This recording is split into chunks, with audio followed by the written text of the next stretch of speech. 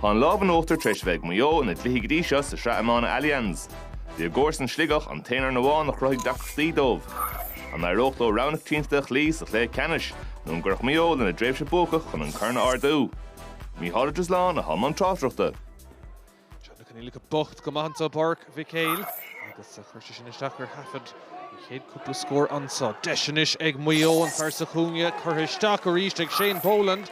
Tá si de ganas, ní léon ceist fé. Gcluiche Maigh, seantar scór anna cuid spáis ar fád tugann son de Liam Lavin. Fiarna sin Seinnteoir ríist agus scórnig tastáil ó Sligeach ag an stad átha seo. Sár go bháil an son i lár parca agus Fionn Mailen an críoch díreach comá ard cúlín an son ag Sligeach. Is Maigh Eo an cantan am heisteach ag an cúlbar teachtamach agus an druncla dín go maith an son ó thaobh fluch agus traumach ag idir Irina Sligeach é sin a glanna. An glanna is fear agus tá spás iste an son ag Maigh Eo deisir cúlín an count son ag Liam Lavin a ríist. Sin fear contorteach. Fionn Mailen. Iirecht má chuirteach ó goháil an chéad scothiste an son agus Sligeach ag glóra cúil sin a hasí nó an count an meisteach. Ó stoppa. Well beidir go bhfuil an tarna seans agus tá cúil ag Sligeach. Tomás Cawley ag idir. Orachar ag Cawley. Agus Sligeach chuir Nasc sa chluthe.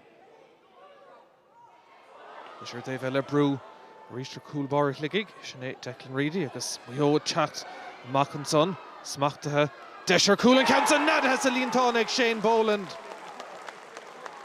Deisir Sligeach é glan an ír airig glótha agus cúiltin chéad scoth Maigh Eo. Nimir to dul ó cheann na parc an so. Cuislán a bharí, ceannais bang an trí agus stad seo Maigh Eo inúcht ar cúil cruúig take isteach an son. Réitor scuile leis nimar cóirt an lína deirg ach clipper timmerthirí Sligeach teach isteach le seileh beidir goil seans an son agus tá an Slitter Creek na sa líontáin ag Conor Hannafy. Éon cúil is fear a chíthe tú agus ar nós glúiseach rugby airig leis dul isteach le neart agus isteach sa líontáin aige.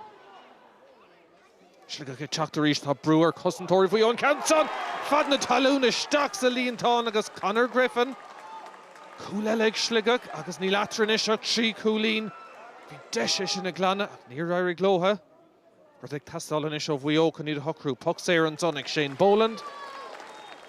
Díobh go maith agus an adóg dheirg séit an son ag an réitor. Ag Sligeach ar Nasc go maith sa tarna le. Iomlán an craobh tailte ag Maigh Eo. Oh, it's great. It's to build for the first Nicky record now, and you know, as we said before, like, you know, we topped the table, and it's nice to finish off with a cup now.